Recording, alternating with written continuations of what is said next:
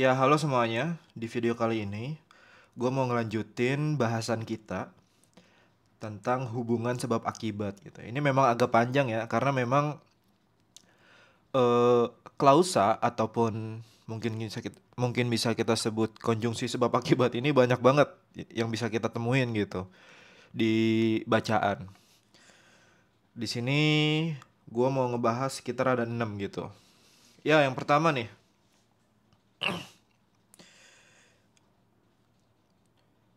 Ya, sehubungan dengan itu. Di sini ada contoh perusahaan mengalami kerugian besar.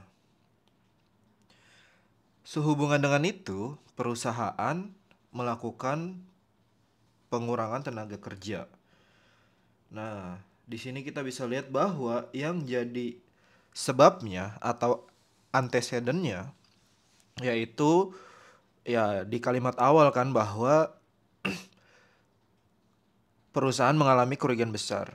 Kita tulis bahwa di sini sebabnya adalah perusahaan dia mengalami kerugian yang besar, kerugian besar. Nah, akibatnya atau konsekuennya dari perusahaan mengalami kerugian besar yaitu ya si perusahaan itu melakukan pengurangan tenaga kerja. Jadi ada pengurangan tenaga kerja gitu. Jadi kondisi awalnya itu perusahaan mengalami kerugian besar, nah ini disebut antecedent. Mungkin kalau kalian yang udah nonton tentang fundamental logika yang bagian antecedent dan konsekuen gitu. Jadi ini kondisi awal lah yang mendahului dan akibatnya adalah pengurangan tenaga kerja. Jadi pada konjungsi sehubungan dengan itu kita bisa lihat bahwa sebabnya itu berada di sebelum kalimat sehubungan dengan itu. Jadi sebabnya di sini baru setelah kalimatnya itu dia adalah akibatnya. Kayak gitu. Gitu ya. Terus contoh kedua nih, nomor 16. Banyak tanaman yang gagal panen.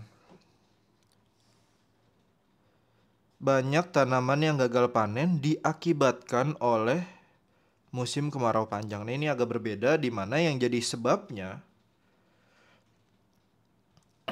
itu ada di bagian belakangnya kan. Musim kemarau panjang gitu. Nah, kalimat diakibatkan oleh itu ya berarti kan setelahnya itu jadi penyebabnya kan. Yaitu sebabnya dia adalah musim kemarau yang panjang.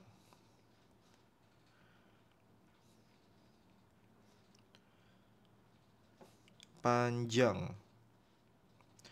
Di mana konsekuennya atau akibatnya apa nih? Ya, banyak tanaman banyak tanaman gagal panen. Nah, berarti di sini yang jadi antecedennya itu ada di bagian belakang kan. Gitu. Jadi yang menjadi penyebabnya adalah musim kemarau panjang. Berarti sebabnya di sini konsekuennya itu udah di awal gitu. Akibatnya ada di awal. Kayak gitu. Nah, ini nomor 17 ini kalimat sebab ini sebenarnya sama kayak karena kan. Sebab karena gitu. Cuma ini agak kelewat gitu di nomor 17. Acara dibatalkan sebab cuaca buruk. Ya, ini jelas ya. Yang jadi sebabnya yaitu berarti cuaca buruk. Nah, ini gampang nih ngebedainnya. Gitu. Berarti yang jadi akibatnya itu adalah ya acaranya yang dibatalkan. Sebenarnya semuanya gampang sih menentukan sebab akibat, terutama untuk teman-teman yang memang udah rutin atau udah terbiasa gitu baca obat fokus gitu ataupun memang kesehariannya baca artikel gitu.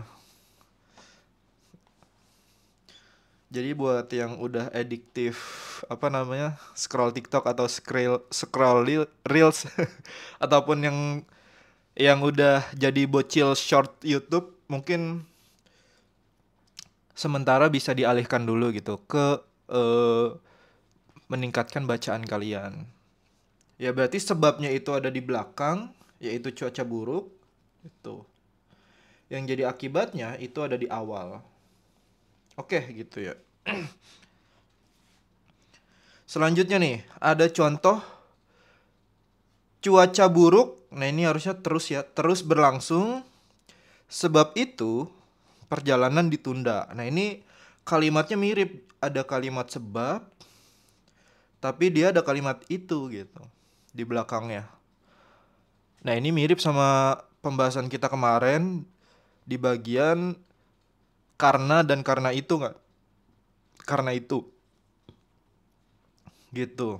Dimana itu di sini itu kan menandakan bahwa eh, yang jadi penyebab itu ada di kalimat sebelumnya gitu. Cuaca buruk terus berlangsung. Sebab itu, nah kalimat itu di sini menandakan bahwa ini adalah penyebabnya gitu. Ya gak? Cuaca buruk terus berlangsung nih tipe nih. Gue ganti bentar. Gitu. Berarti yang jadi sebab itu terletak di awal kan. Sebabnya dia adalah cuaca buruk. Cuaca buruk terus berlangsung. Yang jadi konsekuennya atau akibatnya adalah ya perjalanan ditunda.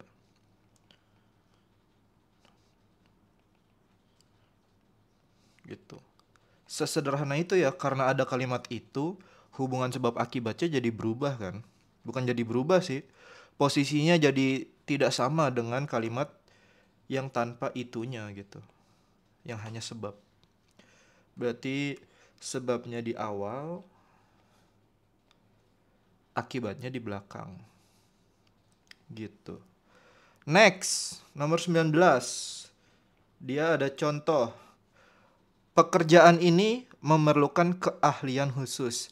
Jadi, hanya sedikit orang yang dapat melakukannya gitu.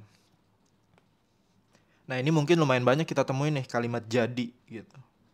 Jadi kita gimana gitu. Jadi kita mau gini-gini aja gitu. Oke, jadi mana nih yang jadi sebab? Pekerjaan ini memerlukan keahlian khusus. Jadi hanya sedikit orang yang dapat melakukannya. Nah, berarti di sini kita bisa lihat yang jadi penyebabnya adalah yang terletak di posisi awal kan. Pekerjaan memerlukan keahlian khusus. Keahlian khusus kita tulis gitu. Jadi kondisi awalnya dia perlu keahlian khusus. Nah, konsekuennya karena memerlukan keahlian khusus, akibatnya atau konsekuennya apa? Hanya sedikit gitu. Orang yang dapat melakukannya. Gitu. Orang yang dapat melakukan. Di sini bisa kita lihat bahwa sebab itu terletak di awal, setelah kalimat jadi itu adalah akibatnya. Kayak gitu. Contoh lain bang, misalkan gimana? Dari pagi saya belum makan, jadi perut saya sangat lapar. Berarti kan sebelum kata jadi, yaitu dari pagi saya belum makan, itu adalah sebabnya. Konsekuen dari hal tersebut, akibatnya saya jadi sangat lapar gitu. Ya kan? Coba kalian cari contoh yang lain gitu. Misalkan eh hujan deras berlangsung semalaman gitu. Jadi banyak wilayah di Jakarta banjir. Nah, itu kan berarti apa? Sebelum kalimat jadi itu tadi ada hujan deras terus berlangsung sepanjang malam. Itu berarti sebabnya atau antecedennya. Konsekuennya atau akibatnya itu tadi banyak wilayah di Jakarta jadi banjir. Gitu. Oke, yang terakhir nih. Dia ada contoh oleh karena itu. Cuaca hari ini sangat panas. Oleh karena itu banyak orang memilih tinggal di rumah. Nah, ini juga sama. Yang jadi sebabnya itu terletak di awal,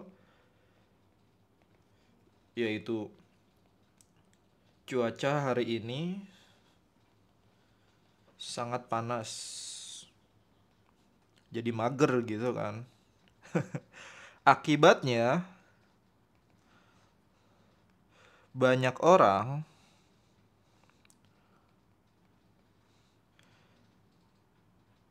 tinggalnya di rumah. Ya, memilih tinggal di rumah gitulah. Gitu. Oke, jadi di sini kita bisa lihat bahwa sebelum kalimat oleh karena itu dia adalah sebabnya gitu. Konsekuensinya apa? Ya, ada di belakang. Berarti di belakang inilah akibatnya. Ya, mungkin itu ya. Lumayan banyak nih. Dari 3 video gue ngebahas ada sekitar 20 gitu. Hubungan sebab akibat atau klausa sebab akibat gitu yang biasa muncul di bacaan atau di teks. Terima kasih.